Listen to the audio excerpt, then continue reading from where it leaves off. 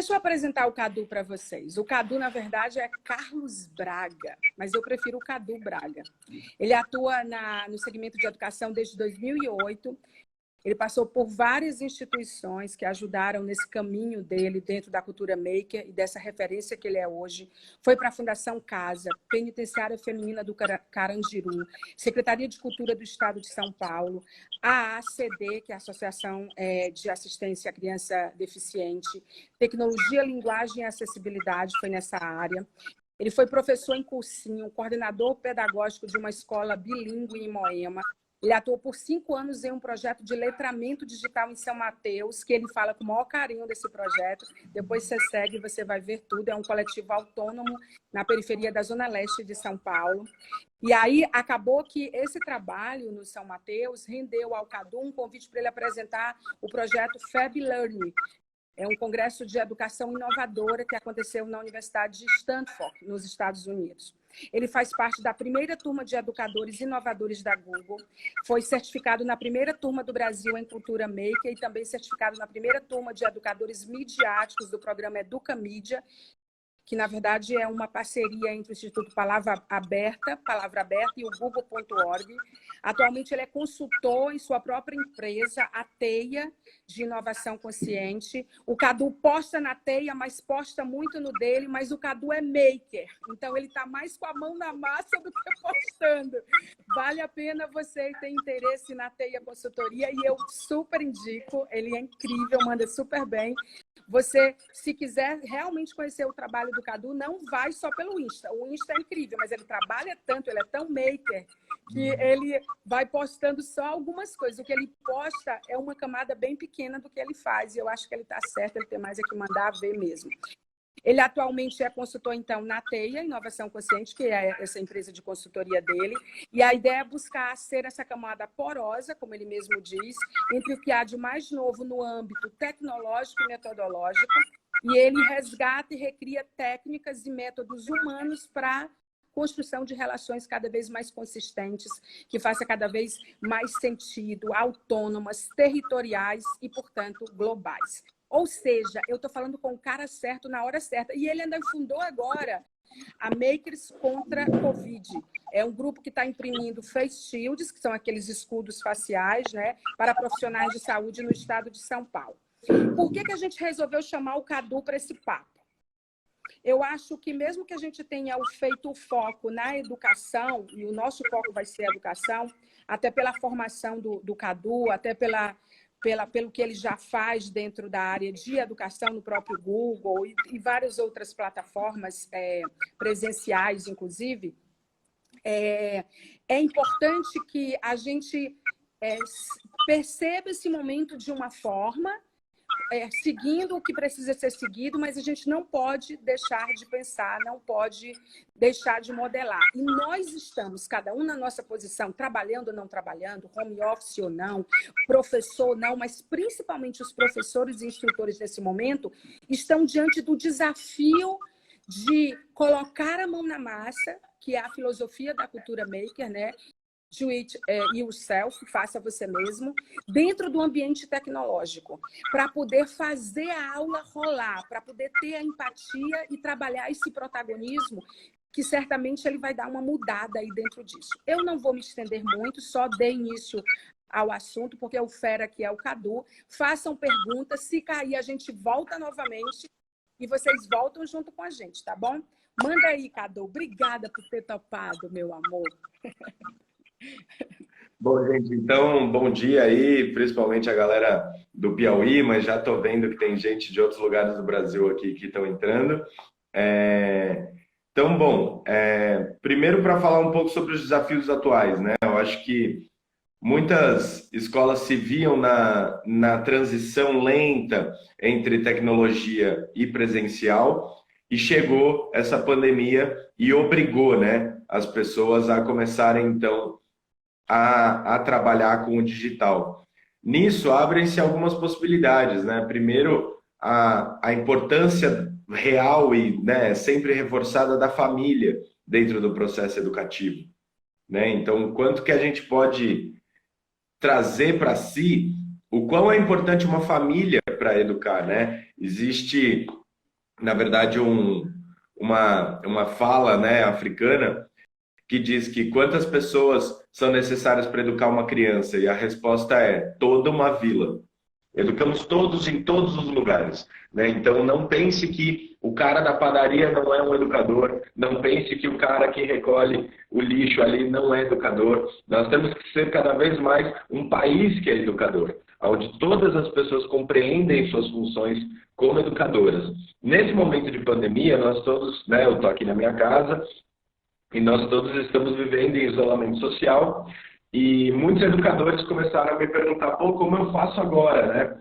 Então, acho que para os educadores que estão acompanhando, a primeira coisa é, lembre-se da sua essência, né? Lembre-se daquilo que você faz bem e é melhor fazer aquilo que você faz bem de uma maneira tranquila do que tentar, nesse momento, inventar um mundo de coisas, né? Pegar ferramentas simples, ferramentas gratuitas.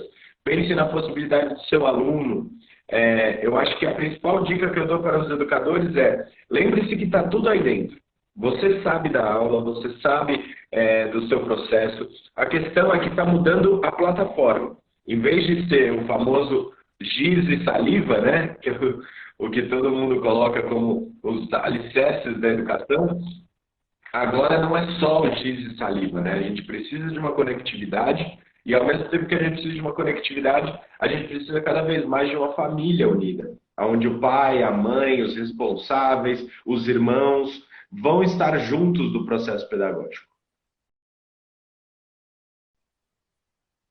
Agora, é incrível porque o fato de ser maker dentro do ambiente digital, utilizando as tecnologias que são aliadas, as plataformas e tudo, tem paralisado um pouco a maioria dos professores, porque nós não estávamos, na grande maioria, operando em ambientes híbridos. A gente estava no conforto do presencial, exercendo muitas vezes uma relação de poder, com um protagonismo que era limitado, dado aos próprios alunos, e também admitindo nada das nossas vulnerabilidades. Isso tudo dentro da cultura maker me parece vantagem, no sentido de que ela pode resolver isso, não, Catu? Ou é impressão minha? Bom, primeiro que um dos princípios da cultura maker sempre foi a resolução, a prototipação de resolução de problemas reais. Então, assim, por muito tempo recente, se vendeu cultura maker como algo de passatempo para as crianças, como muitas pessoas também não respeitam, por exemplo, aulas de artes, como se elas fossem apenas pintura com o dedo e, né, umas coisas mais sem sentido. Na verdade, esses momentos são essenciais. Na verdade, para esses momentos, a cultura maker é essencial. Então, assim, primeira coisa, um dos fundamentos da cultura maker é, ao invés de você, na regra normativa da escola, você aprende para então fazer. Na cultura maker, você faz para ir aprender. Então, uma inversão. Você põe a mão na massa e, através da mão na massa, você vai tirar os seus requisitos pedagógicos de aprendizagem. Tudo isso para falar o quê? No momento de crise, tem até a palavra crise em mandarim, ela não representa apenas, como na nossa língua, um problema. Em mandarim, a palavra crise, ela também significa oportunidade.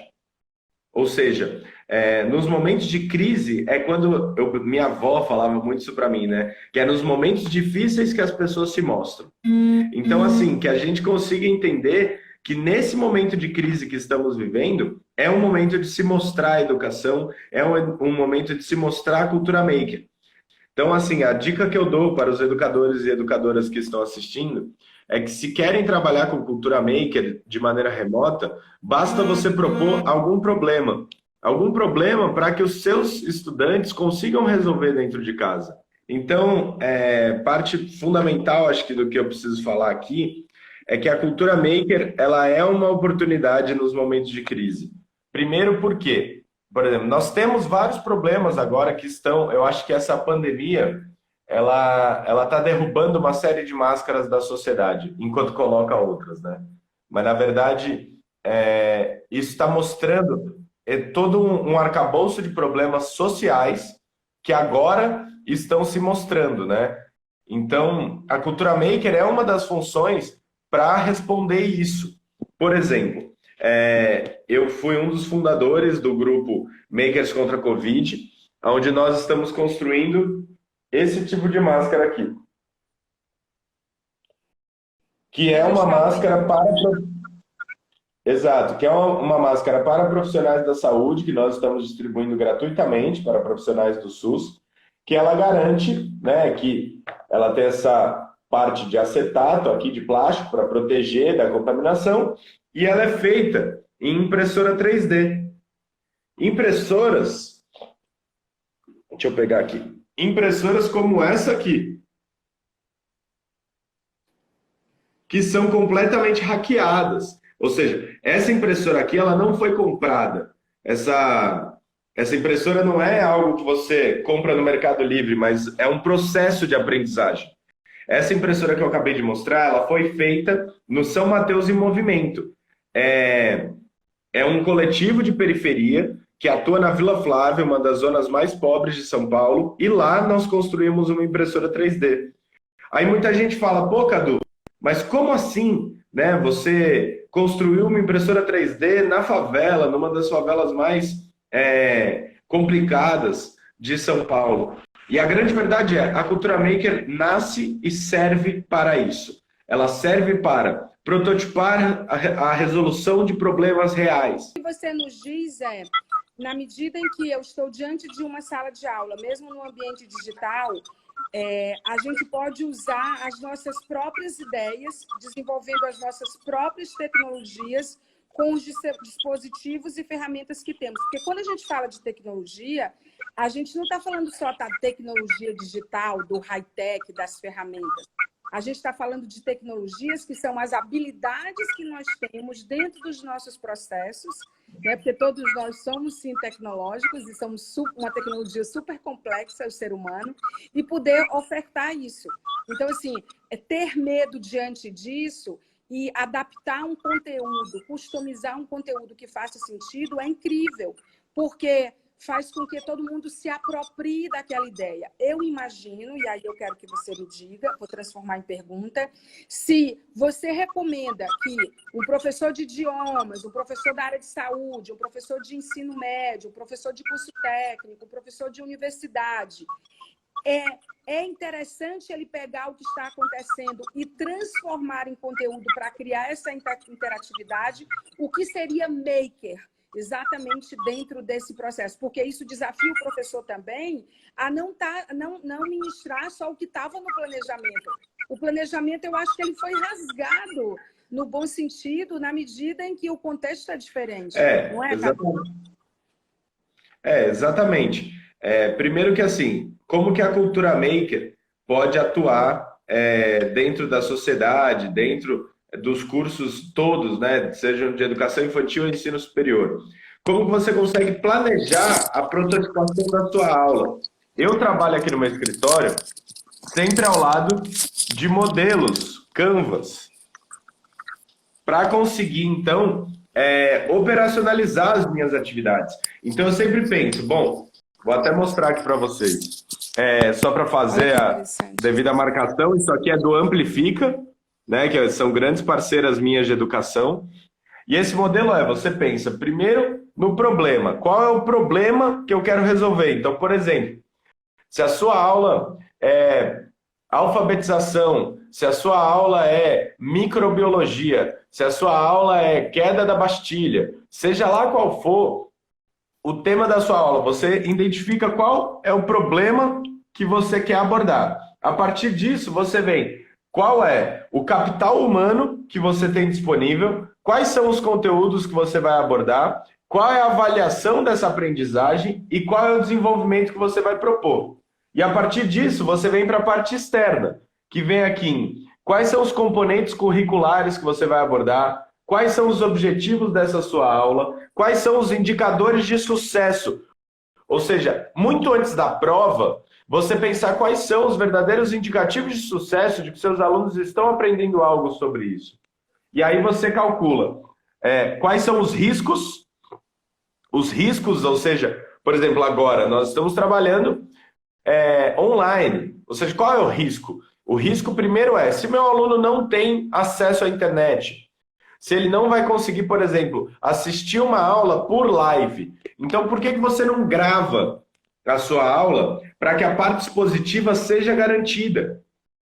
Então, assim, a parte expositiva da aula pode ser um vídeo, e essa é a hora que todo professor pode virar um videomaker, né? E, na verdade, não é pode, tem que virar um videomaker agora. Sim.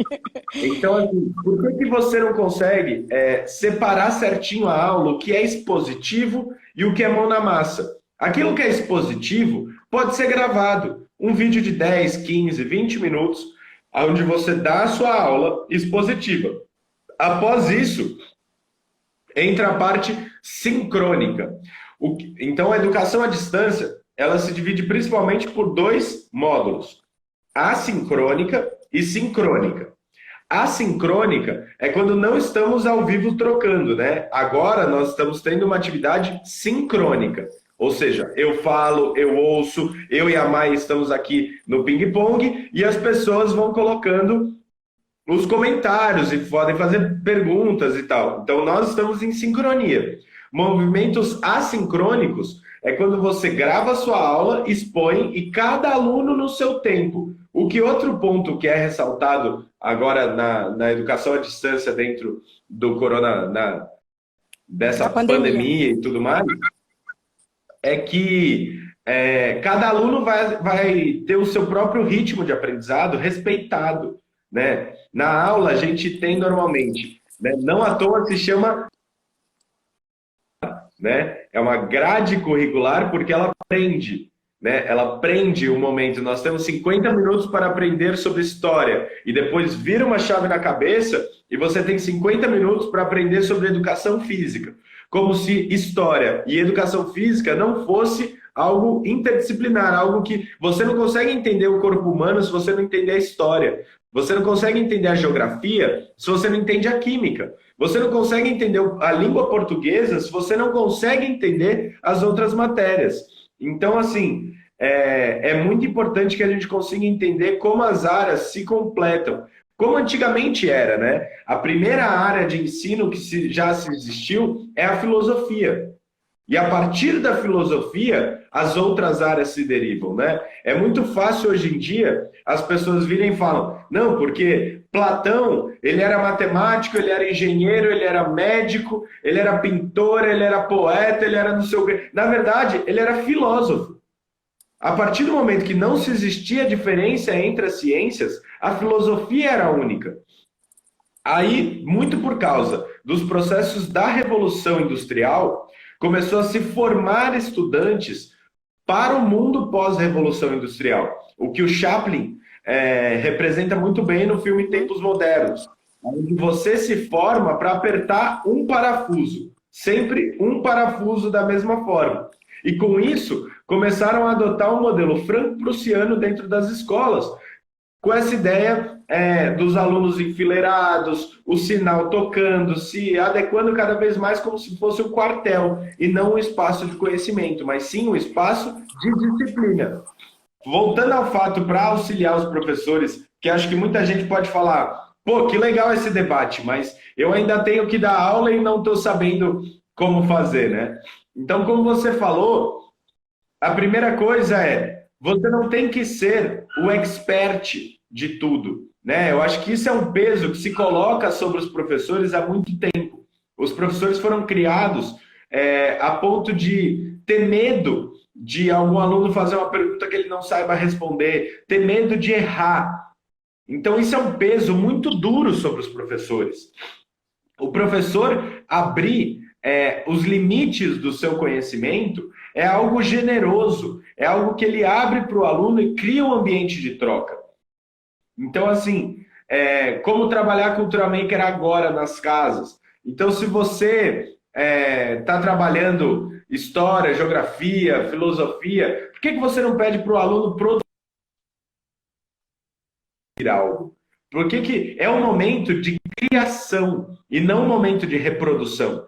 Porque a reprodução das soluções deu no que deu. A gente não está conseguindo resolver essa pandemia. A nossa curva continua subindo. A curva dos Estados Unidos, que é o lugar mais rico do mundo, e principalmente em Nova York, que é a cidade mais rica do planeta Terra, a curva continua subindo, as mortes continuam subindo. Ou seja, não é hora de reproduzir, é hora de criar, é hora de produzir, é hora do novo. E isso não é algo que o mercado está colocando, porque o mercado se alimenta dessa falsa inovação que nada mais é do que mais do mesmo, né?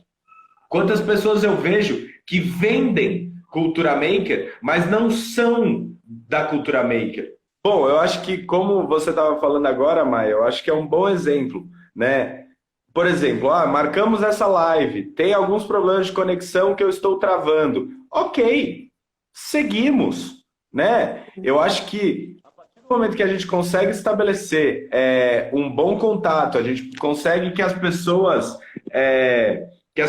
ouçam, que as pessoas interajam. Você é parte de uma ferramenta que é incrível, que é o Google, né? Então, assim, a Google, ela consegue oferecer ferramentas que são muito relevantes e que traz muita fluidez. Mas não há ferramenta relevante no mundo sem uma internet de qualidade e sem esses ambientes digitais das cidades, como a Mary perguntou ainda há pouco. Bom, para educadores que querem saber mais sobre as plataformas Google, tem o Google Suite for Education. O que é isso? É a plataforma de aplicativos do Google para educação voltadas para professores e professoras, e é tudo gratuito. Então, assim, a gente acha que a melhor tecnologia é aquela que é mais cara, né? E isso é um paradigma ainda do século passado. A gente entender que a melhor tecnologia é aquela que vai atender à sua necessidade. Ou seja, se você consegue gravar um vídeo de 5 minutos, passar esse vídeo pelo WhatsApp para os seus alunos vão te mandar as dúvidas, você vai responder com áudio. Cara, se isso funciona para você, essa é a melhor tecnologia para você. Mas se eu tiver um drone e puder passar na casa de cada aluno com o drone e pegar a lição de casa com o drone, cara, se isso funcionar, essa é a melhor tecnologia para você. Se você acha que o melhor é fazer ligação, essa é a melhor tecnologia para você. Se é para mandar carta, essa é a melhor tecnologia para você. A gente tem que descentralizar o debate. Eu acho que assim, a gente vive num mundo de constante fetichização da tecnologia. Mas, por exemplo, a cultura maker muitas vezes foi feita para crianças fazerem chaveirinho, para as crianças fazerem um negocinho para voltar para casa. Tem empresa maker que está sendo colocada dentro de shoppings como espaço de recreação para a criança. Então, assim, cultura maker não é recreação. Cultura maker não é você deixar a criança ali para ela brincar de um negocinho. Cultura maker não é acender um LED. Cultura Maker é prototipação de solução de problemas reais e é o que nós estamos fazendo em parceria com o planeta inteiro. Isso é muito mais próximo do hackativismo do que de você colocar a criança para acender um LED. Se acender um LED tiver uma intencionalidade pedagógica por trás, eu concordo. Mas se não tiver, para mim isso é só fetichização da educação. É estrutura de venda e não de troca. O Walter Gomes, que incrível que você está falando. Eu estou vibrando, meu coração está acelerado aqui, com tanta coisa que faz sentido. O Walter está falando, sou professor de ensino médio de escola pública, como estimular a pesquisa em alunos que chegam ao ensino médio com deficiência em ler e interpretar. Bom, então, respondendo ao Walter, que na verdade faz voz a várias pessoas, né, que tem. Eu acho que eu vi esses dias um termo que era muito bom, que chamava infodemia. Ou seja, além da pandemia, nós temos a infodemia, né? Essa pandemia de informação falsa. Então, se a gente vive num país com altos índices de analfabetismo funcional, por que a gente não coloca para os nossos alunos julgarem? Por exemplo, existe um grande debate, e o Walter, pelo que eu li, ele é professor de ensino médio, ou seja, onde cabe um debate mais aprofundado. Hoje em dia tem muita gente que na internet começou a questionar, por exemplo, se a Terra é plana ou se a Terra é esférica, e começou a questionar as vacinas. Então, por exemplo, para quem questionava as vacinas, eu digo, toda essa pandemia mundial é a falta de uma vacina. Se a gente tivesse essa vacina do coronavírus, o planeta Terra não estaria parado. Então, assim, se você quer que seus alunos desenvolvam prática de leitura, por que você não fala para eles assim? Vamos desenvolver um grupo de debate, onde uma parte de vocês vai estudar os argumentos das pessoas que são contra a vacina. E outra parte vai estudar os argumentos de quem é a favor das vacinas. E a gente cria um debate e depois troca os papéis. Então, a pessoa que tinha que defender as vacinas vai ter que defender a não vacina. E a mesma coisa ao contrário. Ah, a Terra é plana, a Terra é esférica. Divide a sala. Uma parte vai ter que defender que a Terra é plana. E lembrando, com isso, eu não estou defendendo que a Terra é plana, mas eu estou dando esse desafio para os meus alunos. Então, uma parte vai ter que defender que a Terra é plana, a outra parte vai ter que defender que a Terra é redonda, e depois troca. Quem defendia que a Terra é plana vai ter que defender que a Terra é redonda, quem defendia que a Terra é redonda vai ter que defender que a Terra é plana. A partir disso, todos os alunos vão conseguir ver os dois lados da moeda. E, bom, no debate sobre terra plana ou no debate sobre vacinas são boas ou não, fica fácil, né? Porque a gente sabe que a Terra é redonda, pelo amor de Deus, e a gente sabe que as vacinas são fundamentais para a estrutura humana no planeta Terra. Mas, em tempos onde até isso se refuta, eu acho que é importante a gente levar para os alunos não como uma resposta. Por exemplo, eu acho que vale muito mais do que você chegar em aula e falar, é isso porque é isso, né? Uma coisa que adolescente, e eu até hoje, porque eu tenho esse espírito adolescente dentro de mim, uma coisa que eu odeio até hoje é quando alguém fala, é sim porque sim, ou é não porque não, sabe? Se a pessoa não me convence daquilo, é a mesma coisa de não falar nada. Né? A pessoa tem que conseguir me explicar. Ó, é sim por causa disso, disso e disso. Eu posso não concordar, mas eu entendo a linha de raciocínio. Eu consigo entender que é sim por causa disso, disso e disso. Eu não concordo com isso aqui. Ok, mas eu entendo que é sim por causa disso, disso e disso. Então, levar para os alunos muito mais a dúvida do que a resposta. Eu acho que o analfabetismo funcional ele é fruto das pessoas saberem a resposta certa, mas não saberem por que a resposta está certa. Então as pessoas sabem como desenvolve uma potência, uma raiz quadrada, para passar na prova, e não para entender. Por exemplo, as pessoas que falam, passou-se mais um dia e eu não usei a fórmula de Bhaskara. Meu amigo, se você está sobre um teto, alguém usou a fórmula de Bhaskara. Se essa quina aqui no meu telhado está segurando o teto sobre a minha cabeça, é porque alguém usou a fórmula de Bhaskara. Se essa mesa tem um ângulo que está segurando o meu celular, é porque alguém usou a fórmula de Bhaskara. Bom, então acho que como considerações finais, eu gostaria de lembrar assim, num mundo onde foi colocado, onde o mercado se autorregula e o Estado deve ser cada vez menor, a gente está vendo agora a necessidade presente, né? A gente está vendo a necessidade de um SUS forte, né? Eu acho que com várias dúvidas que várias críticas, eu tenho várias críticas a como não só esse governo, embora esse governo seja especial, mas eu acho que vários outros governos não vêm dando o devido respeito e investimento ao SUS. Então, assim, isso não é um problema que nasceu agora. Da mesma forma como a educação pública, não é um problema que nasceu agora, né? Eu acho que a gente tem que entender que em momentos de crise como essa, o que nos resta são as instituições públicas. Então, que a gente tenha como valorizar a escola pública, que a gente tenha como valorizar o Sistema Único de Saúde, que a gente tenha como valorizar a entrega entre professor e aluno como uma troca e não como uma venda. Seja você de uma escola particular, seja você de uma escola pública, entenda que você é colega dos seus estudantes. Você tem mais experiência, ok, mas aqui você é colega, você tem que se colocar firme na mesma horizontal.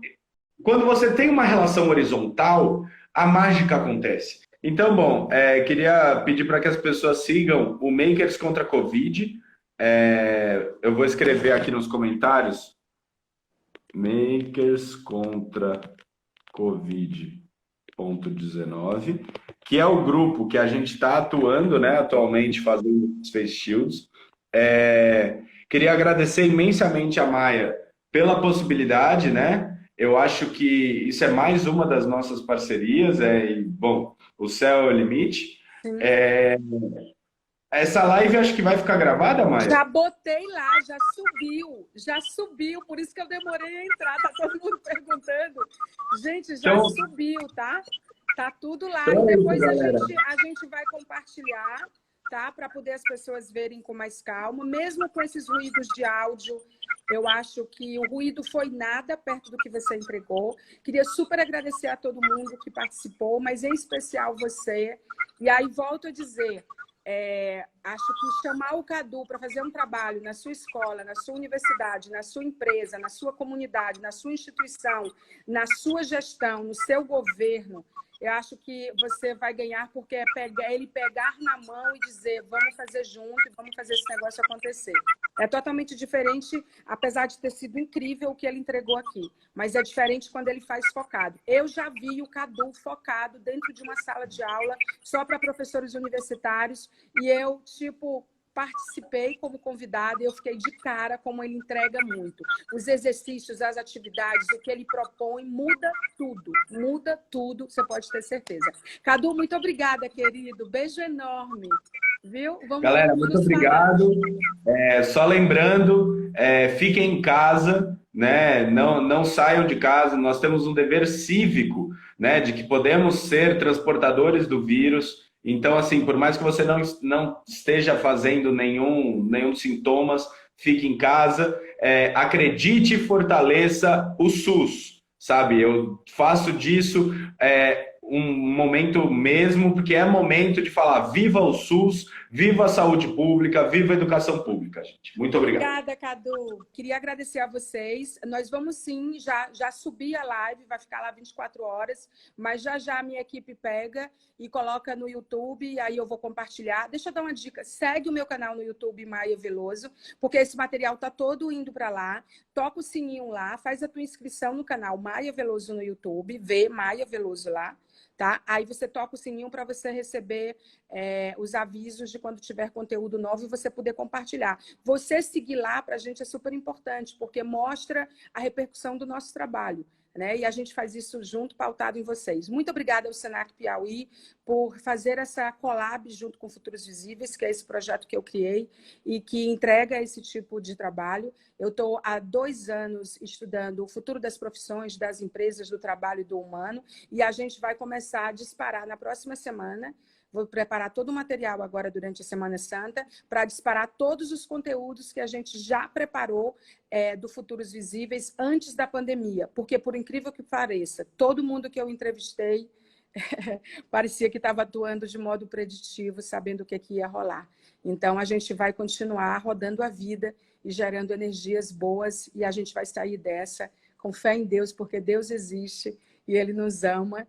Então, vamos lá. Muito obrigada por tudo. Muito obrigada de coração por estarem aqui. A gente espera ter feito a nossa obrigação e o nosso trabalho, que é entregar valor, tá bom? Obrigada, Senac Piauí, e obrigada a todo mundo que passou por aqui. Tchau.